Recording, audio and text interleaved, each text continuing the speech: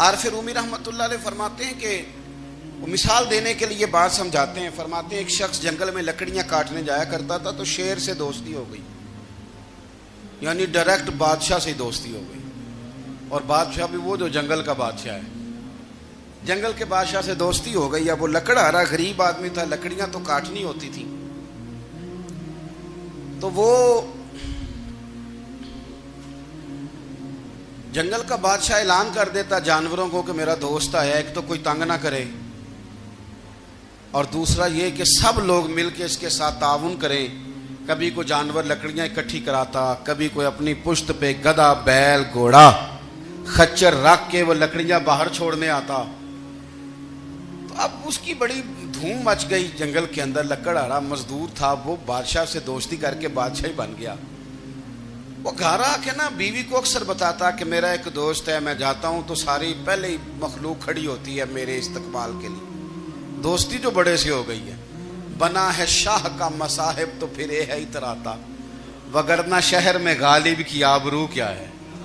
ہم نے تو پوچھتا ہی کوئی نہیں, یہ تو بنا ہے شاہ کا مصاحب تو پھر یہ ہے اتراتا, وگرنہ شہر میں غالب کی آبرو کیا ہے. تو وہ لوگوں کو بتاتا, بیوی کو بھی بتاتا دوست ہے. تو بیوی کہنے لگی اتنی تو تعریفیں کرتا, یہ نہیں بتایا کہ وہ جنگل کا شیر ہے, بس نیرا دوست بتا دیا. بیوی کہنے لگ گئی کہ تو اتنا جو اس کا ذکر کرتا ہے تو کسی دن بلا نا, بلا کسی دن تاکہ اس کی دعوت کریں. اب اس نے پھر نہ اس کو پردے میں رکھا. کیا کہتے ہیں آج کل, سرپرائز دینا ہے, مگر سرپرائز دینا ہے جی. پردے میں رکھا کہ وہ شیر ہے. تو وہ بلا لیا گھر.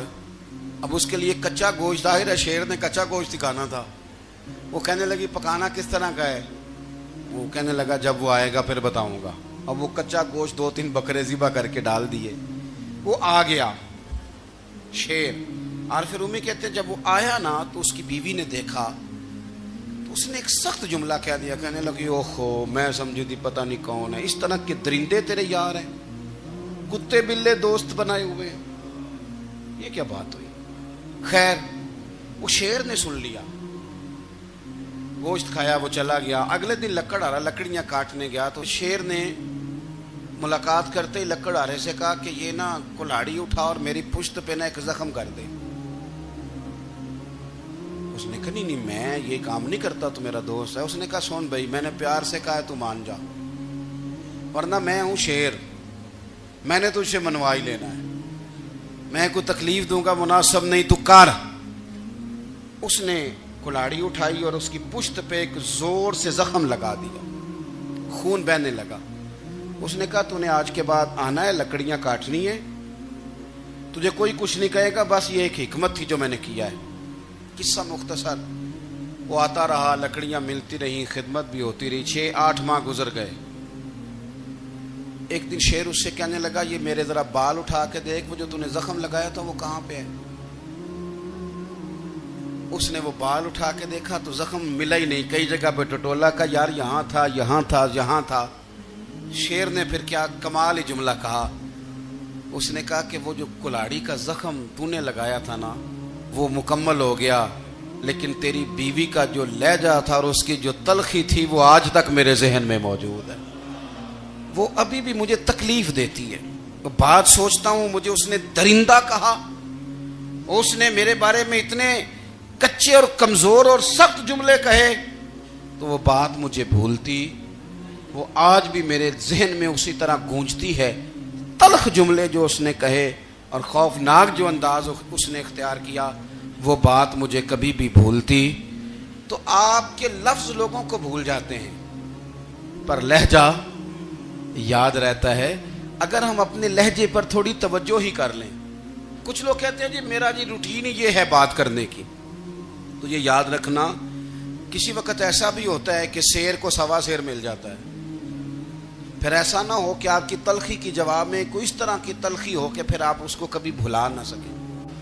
آپ نے گفتگو کی لیکن اس گفتگو میں آپ کا انداز کیا تھا, لب و لہجہ کیا تھا.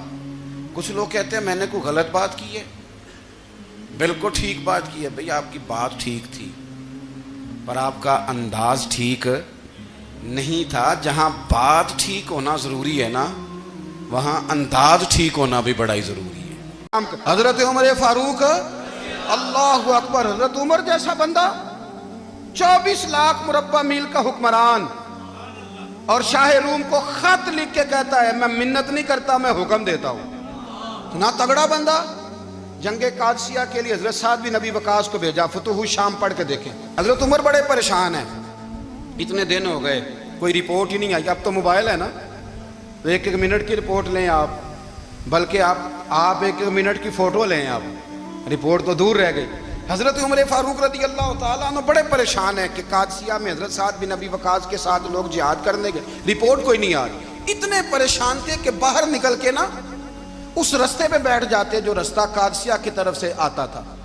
جو بھی آتا جاتا پوچھتے جنگ کے کیا حالات ہیں. ادھر جب اللہ نے فتح دے دی نا تو حضرت سعد بن ابی وقاص رضی اللہ تعالیٰ عنہ نے ایک قاصد کو خط دے کے بھیجا. کہنے لگے عمر کے پاس جاؤ, انہیں اطلاع دو کہ الحمدللہ اللہ نے اسلام کو فتح عطا کر دی. یہ حضرت عمر کو جا کے دینا. وہ بڑے پریشان ہوں گے. وہ جو اس زمانے میں اس طرح ہوتا تھا کہ کئی دور دور سے صحابہ جو دوسرے شہروں کے ملکوں کے رہنے والے ہوتے تھے وہ بھی آ کے شامل ہو جاتے تھے جہاد میں. کوئی ایک دفعہ مدینے آیا, کوئی 2 دفعہ آیا, پھر اپنے اپنے علاقوں میں. بہت سارے لوگوں نے زیادہ دفعہ حضرت عمر کو دیکھا بھی نہیں تھا.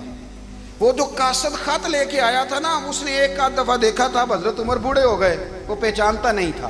ادھر سے وہ خط لے کے آ گیا. حضرت عمر مدینے سے باہر نکل کے اس روڈ پہ بیٹھے تھے جو قادسیہ سے آتا تھا. جب وہ اس آدمی کو آتے دیکھا تو حضرت عمر اٹھ کے کھڑے ہو گئے, فرمانے لگے قادسیہ سے آ رہے ہو؟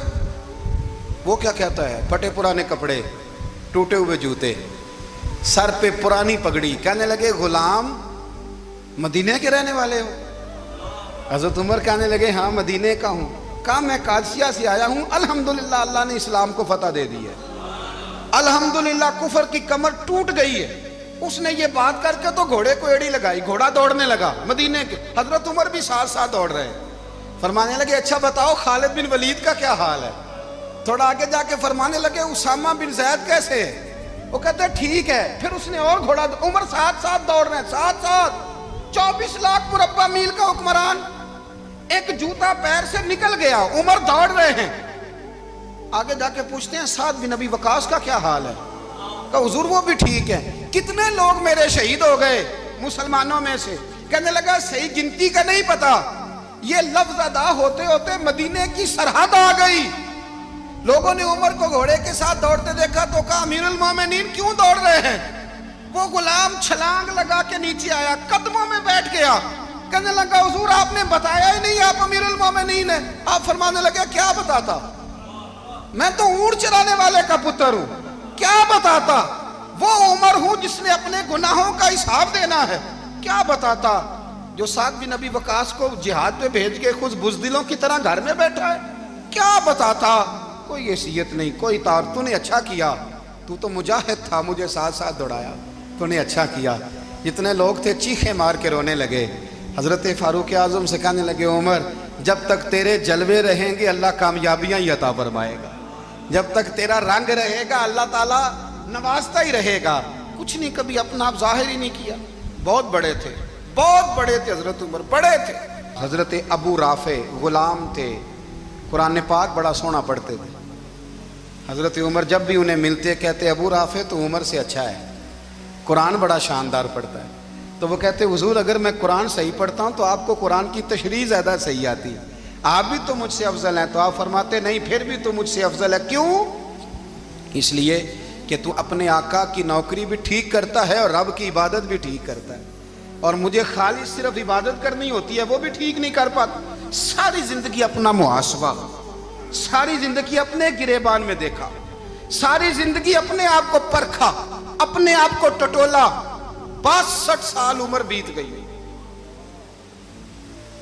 حضرت حذیفہ بن یمان ایک صحابی تھے, میرے نبی کریم علیہ السلام نا ان سے راز کی باتیں کرتے تھے. ہر بندے کا ہاضمہ ٹھیک نہیں ہوتا, سب سے راز کی بات نہیں کرنی چاہیے. حضرت حذیفہ بن یمان کہتے ہیں حضور راز کی باتیں بتاتے. مدینہ منورہ میں جو منافقین تھے ان کی لسٹ بھی نبی پاک نے حضرت حذیفہ بن یمان کو دی تھی. جب کوئی مشکوک آدمی مر جاتا نا تو صحابہ کہتے ہیں ہم دیکھتے اگر حضرت حذیفہ نے جنازہ پڑھا ہے تو ہم بھی جنازہ پڑھ لیتے. نبی پاک نے بھی کچھ جنازے نہیں پڑھے، ترمذی میں ہے، فرمایا عثمان سے جو بغض رکھے اس کا جنازہ نہیں پڑھیں گے۔ حضرت حذیفہ بن یمان اگر جنازہ پڑھتے تو لوگ پڑھتے، وہ نہ پڑھتے تو لوگ جنازہ نہ پڑھتے۔ حضرت حذیفہ بن یمان کہتے ہیں جناب عمر فاروق کی خلافت کے آخری ایام تھے، کچھ دنوں کے بعد وہ شہید ہو گئے۔ فرماتے آدھی رات کا وقت تھا، میں گھر میں سویا تھا بڑا بے فکر، اچانک میرے دروازے پہ دستک ہوئی، میں گھبرا کے اٹھا، اتنی رات کو کون آیا؟ کہتے ہیں قربان جاؤں، دروازے پہ گیا تو امیر المومنین فاروق اعظم دروازے پہ۔ میں نے کہا عمر کوئی حکم تھا تو مجھے بلا لیتے۔ کہنے لگے میں نا امیر بن کے نہیں آیا، تیرا ویر بن کے آیا ہوں۔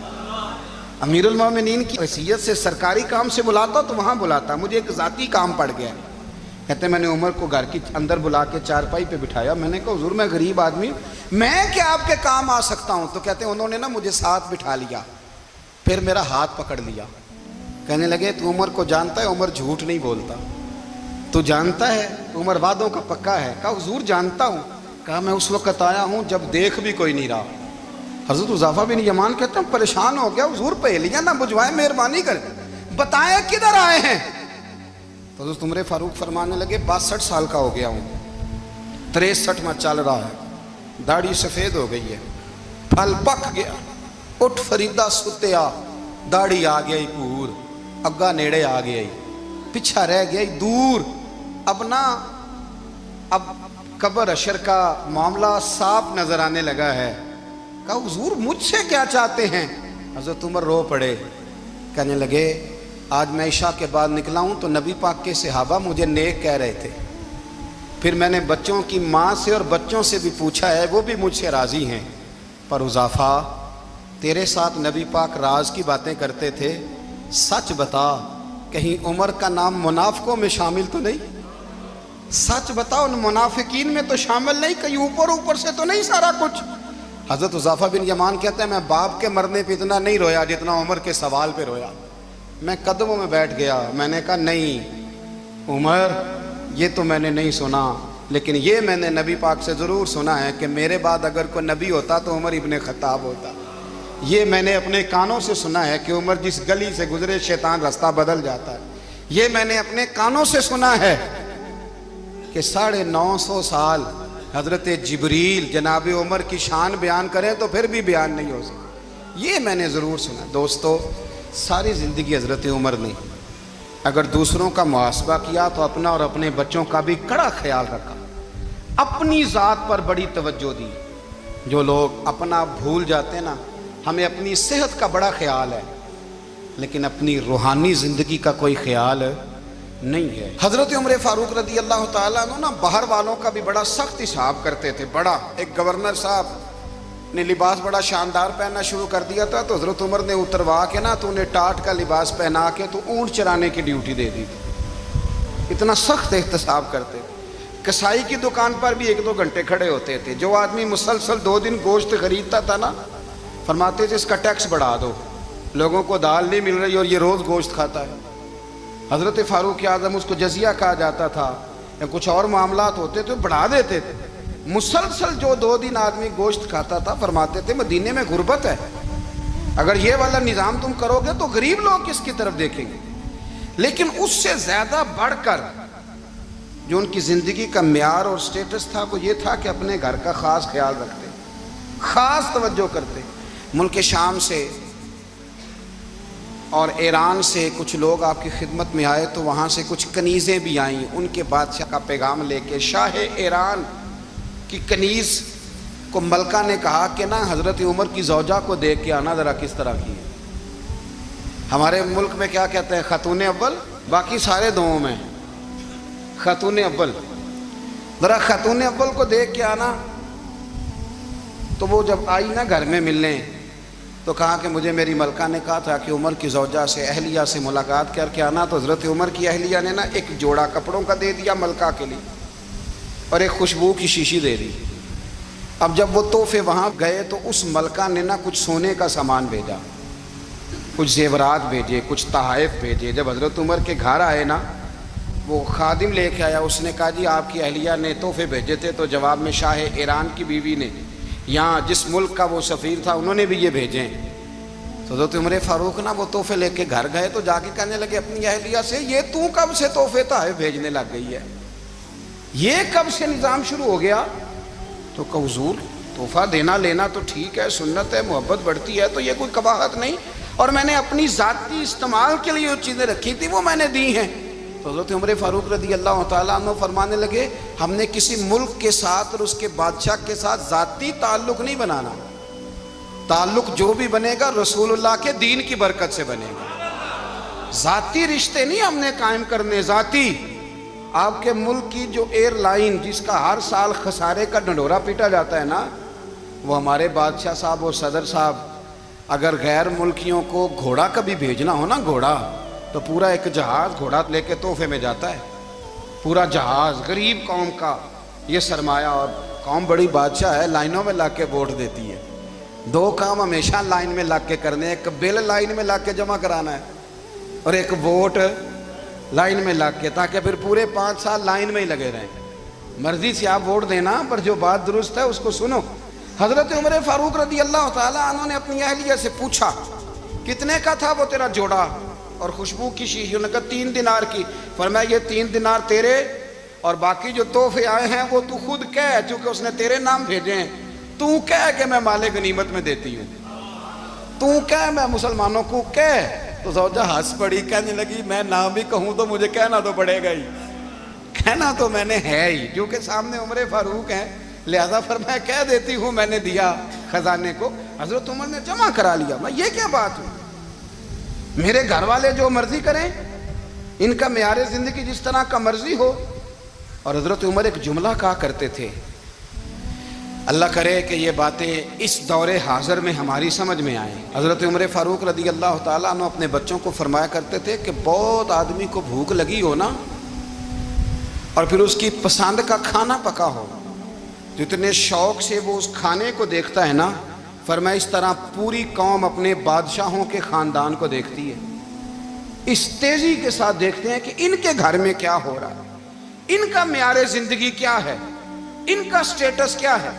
آپ کے بچے دونوں کاروبار کے لیے مصر گئے، ایک بہت بڑا قافلہ گیا مدینے سے مصر تجارت کے لیے، تو یہ گئے تجارت کے لیے، تو حضرت عبداللہ ابن عمر اور حضرت عبید اللہ ابن عمر، حضرت عمر کے دونوں بیٹے گئے۔ جناب عمر فاروق کے بچے جب وہاں پہنچے تو مصر کے گورنر نے نا لوگوں کو تعارف کرایا کہ یہ عمر فاروق کے بیٹے ہیں۔ ایک چھوٹی سی بات کر دوں، یہ چودھری کے بیٹے کو کون بتاتا ہے کہ تو چودھری کا بیٹا ہے؟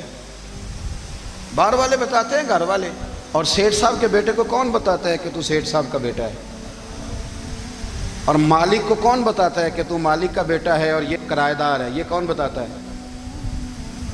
یہ سوچ ہم دیتے ہیں بچوں کو، چودھری اور کمی کی سوچ، امیر اور غریب کی سوچ، مالک اور کرایہ دار کی سوچ، گھر کے مالک کی اور کام کرنے والے کی سوچ، یہ ہم دیتے ہیں۔ یاد رکھنا یہ ہم دیتے ہیں، یہ ہمارا مزاج ہے، یہ باہر سے نہیں آتی۔ تو کوئی شہزادہ ہے، تو سیٹھ ہے، تو نواب ہے، یہ سوچ باہر سے نہیں آتی، یہ اماں سوچ دیتی ہے، اماں، یہ ابا سوچ دیتا ہے۔ اور پھر جب تباہی اترتی ہے تو اس کے ذمہ دار بھی باہر والے نہیں ہوتے، گھر والے ہوتے ہیں، گھر والے۔ ہمارے بچوں کی طبیعتوں پر زیادہ نقش باہر والوں کا نہیں ہوتا، گھر والوں کا ہوتا ہے، یاد رکھیے گا۔ حضرت عمر فاروق رضی اللہ، بچے ہیں، شہزادے ہیں، وہ کاروبار کرنے گئے اور وہاں بتایا گورنر صاحب نے کہ یہ فاروق اعظم کے بچے، امیر المومنین کے۔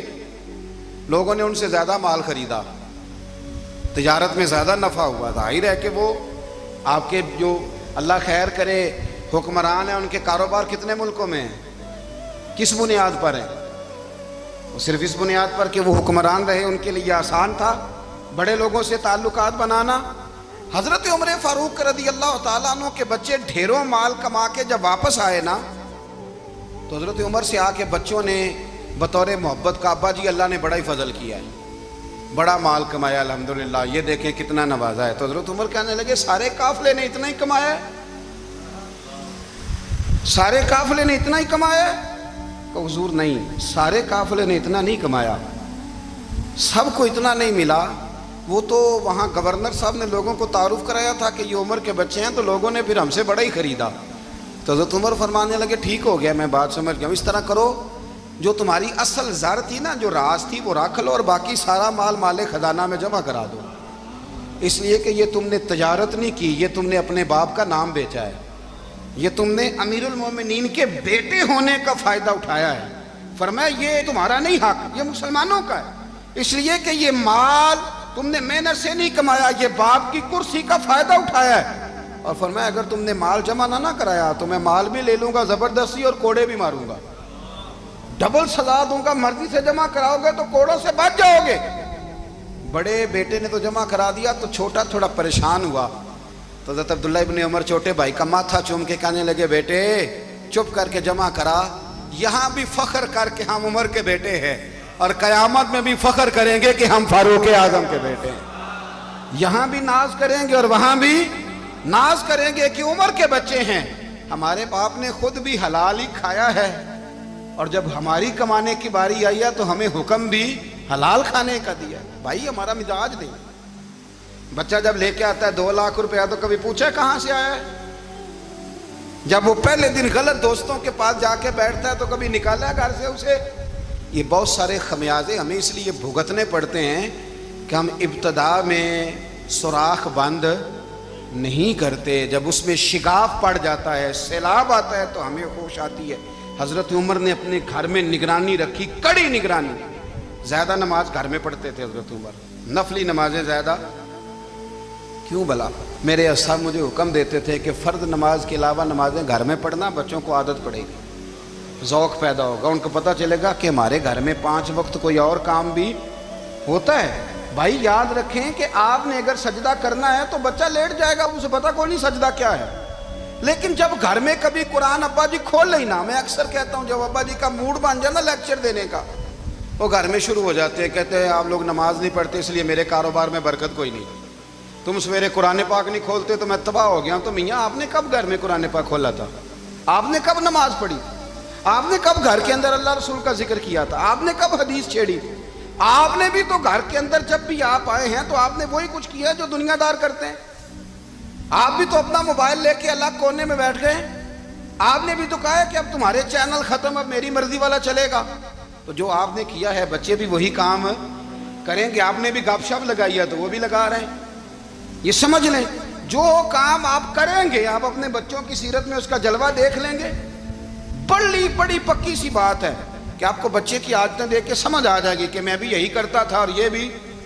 حضرت عمر فاروق رضی اللہ تعالیٰ عنہ وصال فرما گئے، تو آپ کے وصال کے بعد حضرت عثمان غنی رضی اللہ تعالیٰ عنہ نے آپ کی ایک بیوہ سے نکاح کیا، حضرت عمر کی ایک بیوہ سے۔ جب وہ آپ کے نکاح میں آئی تو کہنے لگی حضرت عثمان غنی سے کہ حضور نہ تو میں خوبصورت ہوں اور نہ میں جوان ہوں، نہ آپ کی کوئی خدمت کر سکتی ہوں، میرے ساتھ نکاح کرنا سمجھ میں نہیں آیا۔ کیا شاندار جواب دیا حضرت عثمان غنی نے، کیا خوبصورت جواب دیا۔ فرمانے لگے میں نے اس لیے نکاح نہیں کیا کہ مجھے تمہارے حسن سے دلچسپی تھی یا تمہاری خدمت کی ضرورت تھی، میں نے تو اس لیے نکاح کیا ہے کہ مجھے بتاؤ عمر فاروق گھر کے اندر اپنے رب کی عبادت کس طرح کرتے تھے، وہ قرآن پاک کس طرح پڑھتے تھے، وہ رویا کیسے کرتے تھے، استغفار کا طریقہ کیا، کس وقت کس انداز میں وہ اپنے رب کو یاد کرتے تھے۔ اس لیے کہ عمر کئی دفعہ گھر سے آتا تھا تو میں اس کے چہرے پر نور دیکھا کرتا تھا، میں روشنی دیکھتا تھا، ایک معیار دیکھتا تھا۔ نکاح اس لیے کیا ہے کہ مجھے عمر کی جو گھر کے اندر کی عبادت ہے اس سے آگاہ کرو، تاکہ عثمان غنی بھی چاہتے ہیں اس طرح کے عمل کرو جس طرح کہ عمر فاروق کر کے گئے ہیں۔ بھائی جب تک ہم اپنے گھر میں وہ توجہ نہیں دیں گے، وہ مزاج دیکھیں نا، ہمارے گھروں میں جب نقشہ پاس ہوتا ہے تو ٹی وی لان بھی اس میں ہوتا ہے، ڈرائنگ روم بھی ہوتا ہے، نماز کی جگہ بھی ہوتی ہے نقشے میں۔ صحابہ جب گھر بناتے تھے تو ایک مسجد بیت کا نقشہ پاس کرتے تھے، ذہن میں رکھتے تھے کہ یہ کونا نماز کے لیے، وہاں جوتے لے کے کوئی نہیں جائے گا، وہاں نماز پڑھی جاتی تھی، عورتیں وہاں اعتکاف کرتی تھیں۔ ٹی وی لان تو آ گیا ہے اور گھر کے اندر ٹی وی رکھنے کے لیے تو ایک کمرہ الگ سے بنا دیا گیا ہے، اور اب جو نئے نقشے پاس ہو رہے ہیں اس کے اندر گھروں کے اندر جگہ بنائی گئی ہے جہاں کمپیوٹر رکھے جائیں، اور بچوں کے لیے وائرنگ ہوگی نیچے تاکہ انہیں کوئی مشکل درپیش نہ ہو۔ یہ ساری چیزیں ہم نے نہانے کے لیے گھروں کے اندر اتنے بڑے واش روم بنائے ہیں کہ لگتا یہ ہے کہ سوائے نہانے کے اور کام ہی نہیں کوئی گھر میں ہوگا، ہر چیز آ گئی۔ پر اللہ کرے کوئی تفسیر بھی ٹیبل پہ پڑی نظر آئے، کوئی حدیث کی کتاب بھی ٹیبل پہ پڑی نظر آئے، اللہ کرے کہ جس طرح ابا لطیفہ سن کے آتا ہے تو جب تک سنا نہ لے اسے ہضم نہیں ہوتا، اللہ کرے کہ وہ جمعے میں بیان سن کے جائے تو اس کا بھی دل کرے میں اپنے بچوں کو سناؤں، وہ نبی پاک کی کوئی حدیث کہیں سے سنے تو گھر جا کے سنائے۔ جب تک یہ معیار نہیں بنتا آپ کیسے توقع کرتے ہیں کہ گھر کے اندر اللہ کی رحمتیں نازل ہوں گی؟ آپ یہ کیسے توقع کرتے ہیں کہ گھر کے اندر وہ معیار اور وہ مزاج بنے گا؟ حضرت عمر فاروق نے ذاتی زندگی پر جو توجہ دی، گھر والوں کے معیار پر جو توجہ دی حضرت عمر فاروق رضی اللہ تعالیٰ عنہ نے، وہ بھی بڑی دیدنی ہے۔ حضرت ابو موسیٰ اشعری کو نا آپ نے وزیر خزانہ بنایا تھا، تو حضرت ابو موسیٰ اشعری کہتے ہیں کہ حضرت عمر کو شیخ خزانے میں رہنے تو دیتے نہیں تھے۔ ایک دن نا میں صفائی کر رہا تھا اس کمرے کی جس میں خزانہ رہتا تھا۔ ہمارے تو ملک میں جو جاتا ہے وہ صفائی کر کے ہی جاتا ہے، اللہ خیر کرے۔ اور خیر معیار بدلتا ہے، جو پچھلی حکومت ہوتی ہے وہ قرضہ اٹھاتی ہے، وہ باہر سے جاتی ہے تو قرضہ لے کے آتی ہے، اور جو نہیں آتی ہے وہ کہتی ہے ہمیں پیکج مل گیا ہے، وہ قرضہ نہیں اٹھاتے۔ ان کو کیا ملتا ہے؟ یعنی پچھلی نے قرضہ لیا تھا اور ہم نے، واہ جی واہ کیا خوبصورت انداز ہے، اس کا نام بدل کے نا، انہوں نے قرضہ لیا تھا اور ہم نے، میں کہا بڑے شاندار سیانے بندے ہو گئی۔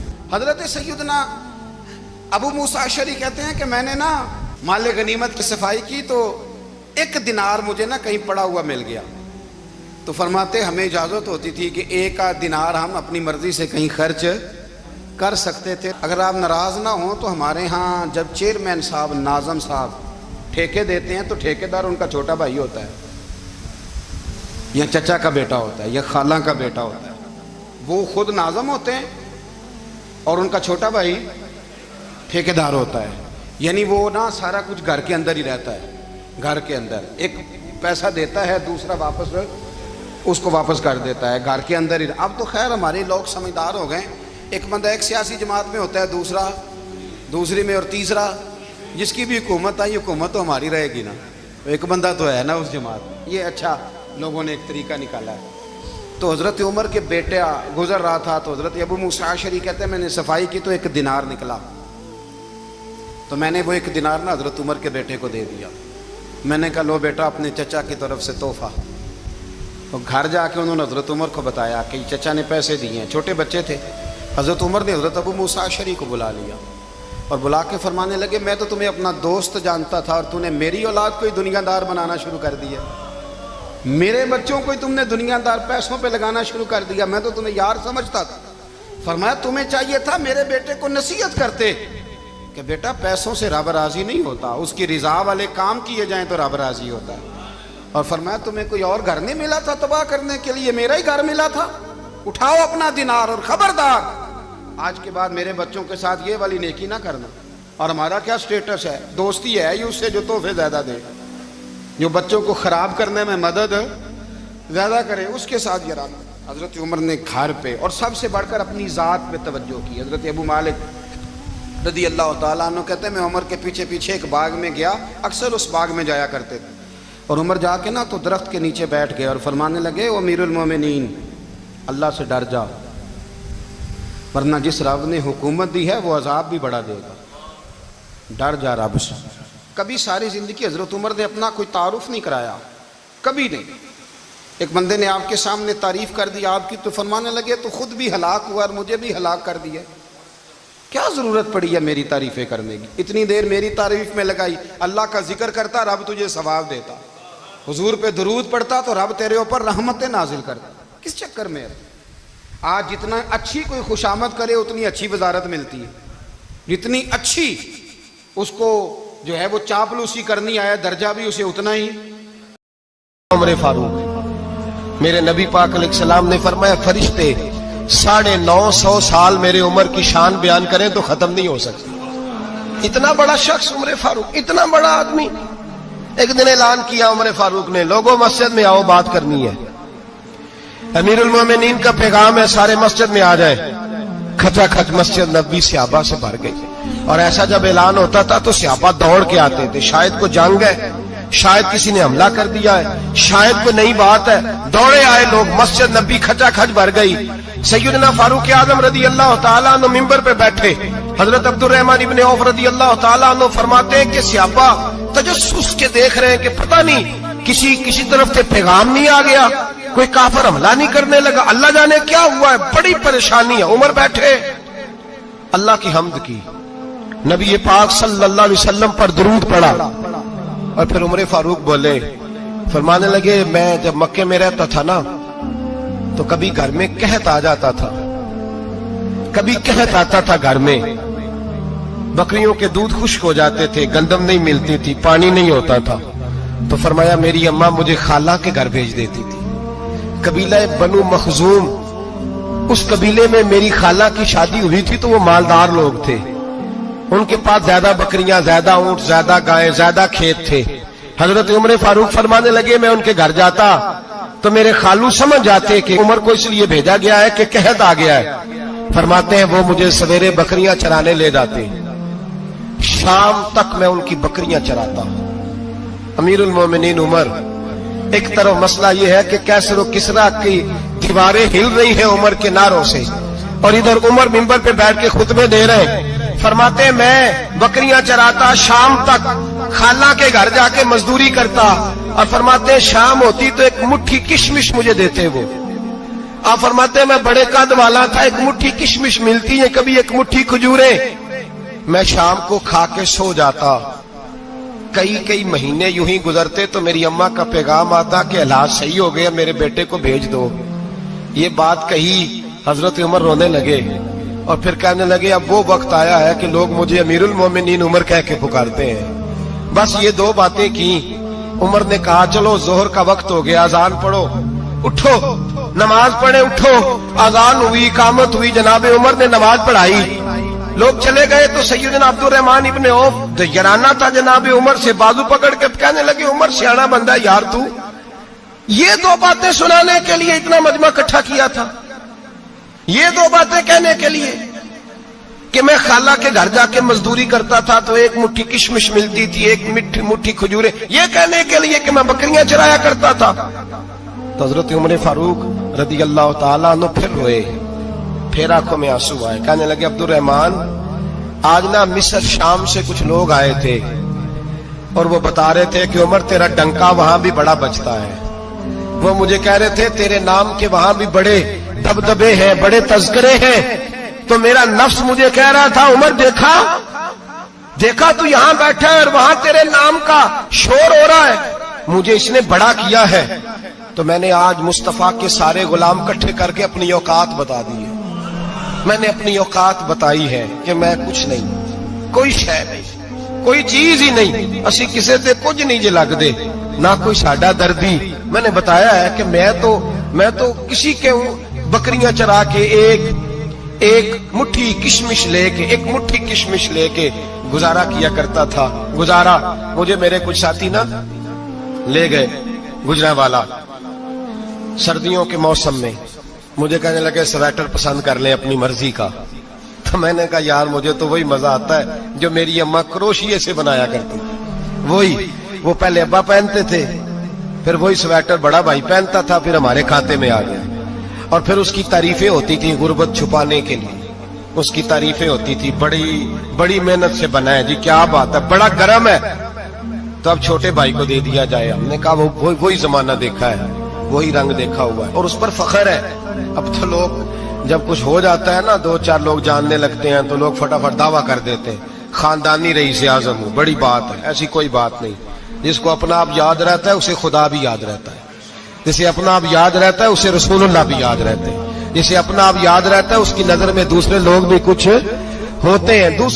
कुछ होते हैं, मैं उम्रे के लिए, हज के लिए जाता रहता हूँ, रब मुझे अपने फजल से बुला लेता है। तो मैं एयरपोर्ट से नीचे उतरा तो एक साहब मेरे जानने वाले थे, दौड़ के आए और मुझे कहने लगे क्या बात है, सुना है इस दफा आप सऊदी एयरलाइन से आए, सीधा मदीना शरीफ आए, क्या बात है आपकी। और मैंने कहा साहब छोड़ दें, मैं भी जब पहली दफा आया था तो मैं भी बड़ा घूर के एयरपोर्ट देखता था, मैंने कभी देखा जो नहीं था, मैं बड़ा घूर के देखता था, कोई ऐसी बात नहीं है, ये निजाम कुदरत है, बादशाह के फैसले हैं, वो जब चाहता है जिस तरह के चाहता है फैसले फरमा लेता है, तो ये उसके फैसलों की बात है।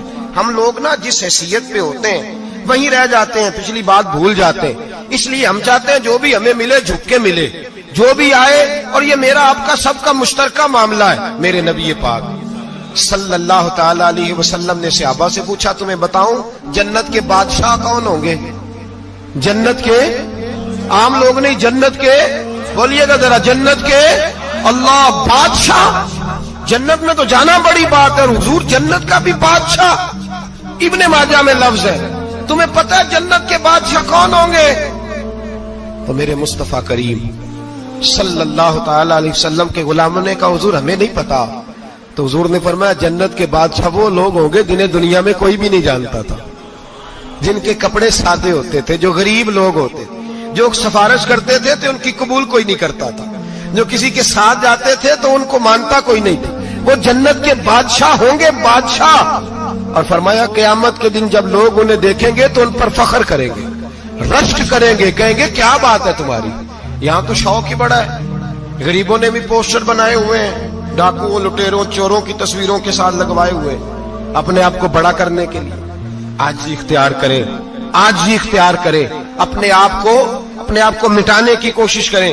رب کریم کے بندے آگے بڑھ بڑھ کے اپنا آپ دکھاتے نہیں، بڑا شوق ہے، پہلے فوٹو کھچا لو، باقی باتیں بعد میں ہوں گی، پہلے ویڈیو بنا لو، باقی کچھ اور بعد میں ہوگا پہلے۔ اب تو پرسوں ترسوں مجھے ایک مولانا کہنے لگے کہ آپ سے میں نے، وہ یہاں جمعہ پڑھنے آتے ہیں کبھی کبھی، میرے دوست ہیں، کہتے ہیں آپ سے میں نے سنا تھا کہ اگر کوئی اس نبی پاک کا فرمان ہے، اگر کوئی نذرانہ دے تو اس کو لے لو، اگر کوئی تحفہ دے تو اس کو، حضور نے فرمایا لے لو، اگر تمہیں کو دیتا ہے اپنی مرضی سے، مانگنا منع ہے، کوئی دے دے تو لے لو، ورنہ ایک وقت آئے گا تم مانگو گے تمہیں ملے گا نہیں، جب کو دے دے تو لے لو۔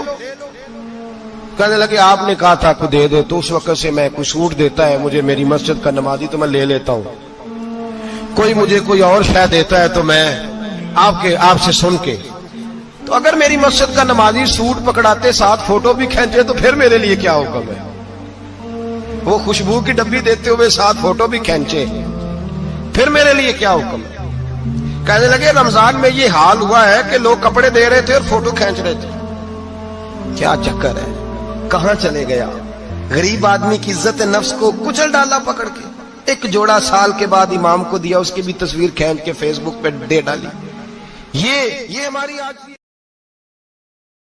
حضرت عمر فاروق گزر رہے تھے تو کسی باغ کے کونے میں کھڑے ہو کے کچھ بچے چھوٹے چھوٹے بچے وہ کھجوریں اکٹھی کر رہے تھے، تو حضرت عمر نے کہا کس کے باغ میں لگے ہوئے ہو؟ سب بچے دوڑ گئے، تو حضرت سنان بن سلمہ فرماتے میں بھی چھوٹا تھا، میں کھڑا ہو گیا تو میں نے کہا حضور ہم نے توڑ کے نہیں کھجوریں کھائیں، گری ہوئی کھائی ہیں، اور آپ کو پتہ ہے جو رستے میں گر جائیں وہ اٹھانی ناجائز نہیں ہوتی، تو حضور یہ گری ہوئی کھجوریں کھائی ہیں۔ تو کہتے ہیں حضرت عمر فاروق بچے کی بات سن کے کہنے لگے رب تیرا بھلا کرے، تو نے صحیح بات کی طرف میری توجہ کرا دی ہے، اللہ تیرا بھلا کرے۔ اور پھر حضرت عمر رضی اللہ تعالیٰ عنہ اس چھوٹے سے بچے کے پاس کھڑے ہو گئے۔ کون؟ کس کے پاس؟ نہیں، خواب تو نہیں دیکھ رہے میں اور آپ، حکمران وقت 22 لاکھ مربع میل کا حکمران بچے کے پاس کھڑے ہو گئے، چھوٹے بچے کے پاس۔ دکان پہ غریب آدمی چڑھ آئے نا، دکاندار صاحب اللہ ماشاءاللہ ان کا مزاج خراب ہو جاتا ہے، اور تیسری چیز کہ نا وہ والی دکھاؤ تو کہتے لینی ہے تو لے، تو جا۔ اور اگر تگڑا بندہ آ جائے تو کہتے ہیں جناب آپ اس طرح کریں نشاندہی کر دے، میں انشاءاللہ خرید کے لا کے پیش کر دوں گا۔ مزاج بدل جاتا ہے، غریبوں کے پاس، چھوٹوں کے پاس، عام آدمی کے پاس آپ جائیں۔ ہمارے حکمرانوں کا غریب آدمی سے گیپ بہت زیادہ ہے، پیروں کا غریب آدمی سے گیپ بہت زیادہ ہے، بڑے علماء کا عام آدمی سے گیپ زیادہ ہے، تاجروں کا عام آدمی سے گیپ زیادہ ہے، شیشے کے بڑے بڑے محلات میں سوسائٹیوں میں بسنے والوں کا غریبوں سے گیپ زیادہ ہے۔ اس لیے امیر غریب کی تفریق بڑھ گئی ہے، حالات اور طرح کے ہو گئے، بعض غربا امیروں سے نفرت کرنے لگ گئے۔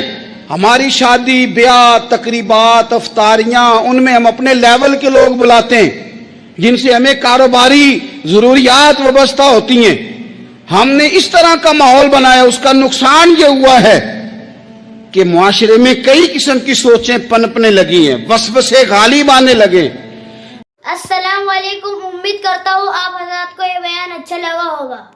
بیان اچھا لگے تو ویڈیو کو لائک کریں اور چینل کو سبسکرائب کریں، اور پھر بعد میں ملتے ہیں۔ اللہ حافظ۔